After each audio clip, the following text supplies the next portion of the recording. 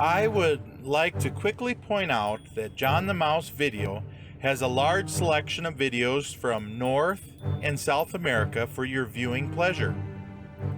Don't forget to hit the subscribe button. Now let's get into the cheese of the matter. Now this next little section we're going to see if you are making the calls for John Deere, what would you do during some of these situations? Then we'll see what John Deere did. Our first situation is the Great Depression hits hard. Should John Deere help its customers through this severe economic downturn?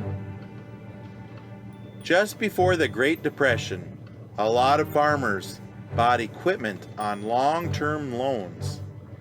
Many soon found it hard to pay the bills while keeping their farms going. Some of the companies became very aggressive as they tried to collect payments.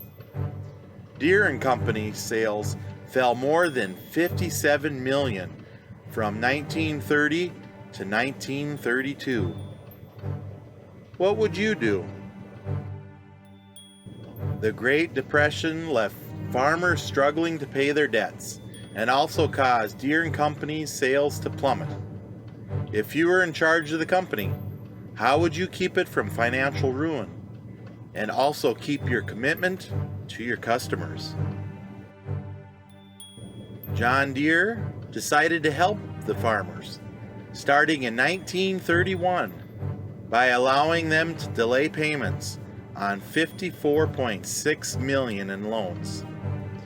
This decision saved many farms from going out of business and strengthened customer loyalty.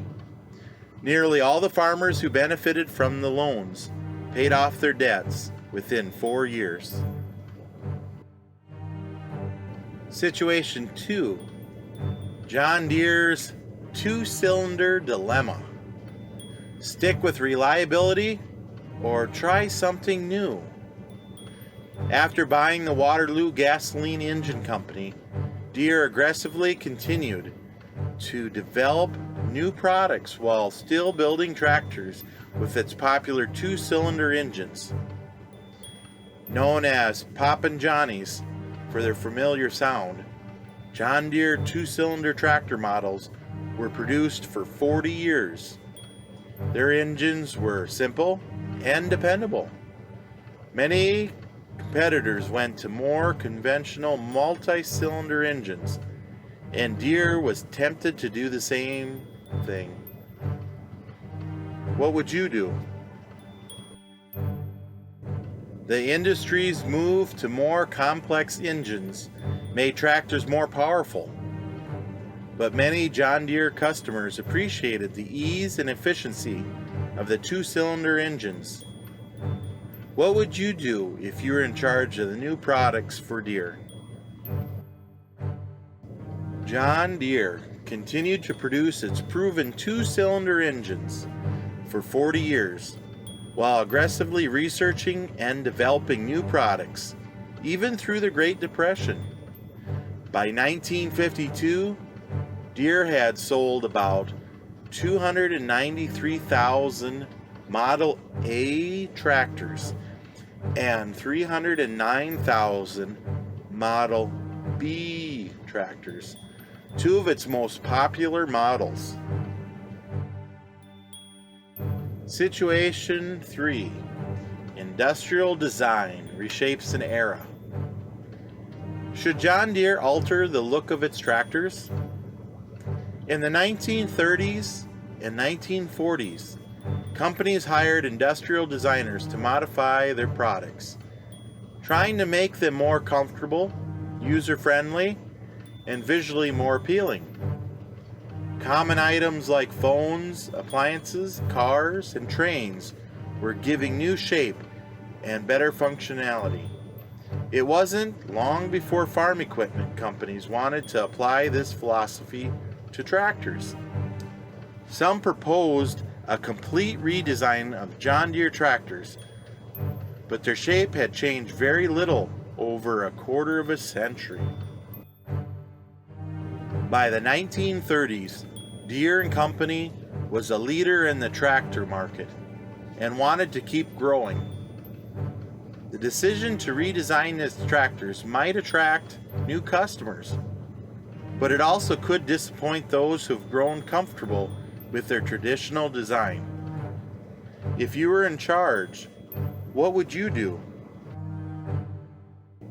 Deere and Company made the decision to hire Henry DeFrost, one of the leading industrial designers of the area, to update his tractors in 1937, starting with the distinct radiator cover. Dreyfus worked as the engineers in Waterloo to give John Deere tractors a more modern look. This restyling made the tractors safer and more comfortable and more appealing. Situation 4. World War II impacts workforce. How should Deere handle the labor shortage?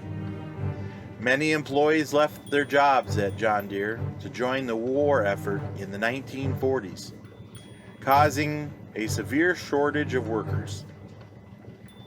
The company couldn't just close its factories.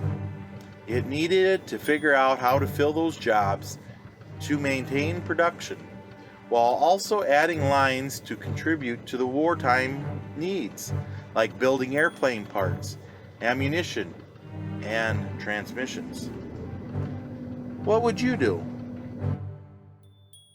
When the U.S. entered World War II, many Deere employees left to serve, creating a labor shortage. If you were in charge of the company, how would you adapt to keep the business going? Deere expanded beyond its traditionally male employee base by hiring more women and disabled workers.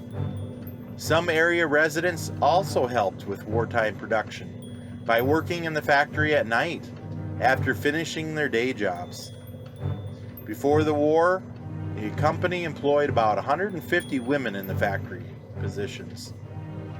By April of 1944, 10 times that many, more than 1,500, worked in its factories. John the Mouse Travel Map is available for Google Maps. It will help plan your route to the locations of your favorite videos. It is free to use. I have the link below. Please visit the playlist tab for videos that I have sorted for you. Don't forget to hit the subscribe button